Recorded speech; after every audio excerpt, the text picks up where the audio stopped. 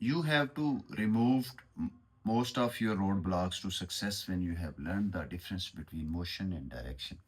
مغربی مفکر کا کہنا ہے کہ تم نے کامیابی کے راستے کی اکثر رکاوٹوں کو دور کر لیا جب یہ پہچان لیا کہ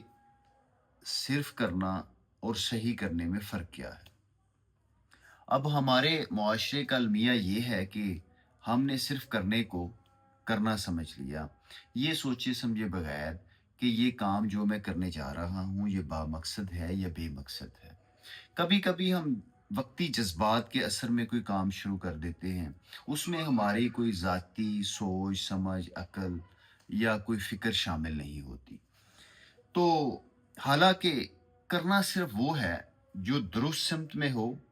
اور درست طریقے کے ساتھ ہو اور با مقصد ہو۔ اب جیسے ابھی رمضان المبارک چل رہا ہے تو کوئی ایک بندہ افطاری کروائے گا تو دوسرا بھی افطاری کروانا شروع کر دے گا،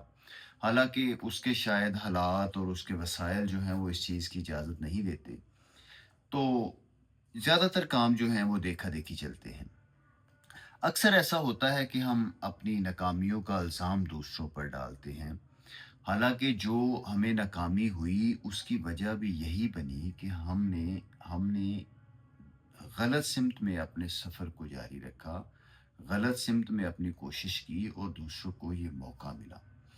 اب کوئی بھی سرگرمی ہے تو بظاہر تو وہ کوئی سرگرمی نظر آئے گی، مثال کے طور پر جیسے ہم گاڑی چلاتے ہیں تو گاڑی اگر تو صحیح سمت میں چلتی ہے،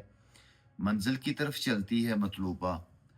یا وہ منزل سے مخالف سمت میں چلتی ہے، تو دونوں صورتوں میں گاڑی تو یکساں طور پر چلتی ہوئی نظر آئے گی، لیکن یہ بات یاد رکھیں کہ منزل کی طرف جو سفر ہوتا ہے، منزل کی طرف جو گاڑی چلتی ہے وہ ہر لمحہ ہمیں منزل کے قریب کر رہی ہوتی ہے، جبکہ مخالف سمت میں جب گاڑی چلتی ہے، مخالف سمت میں جب ہم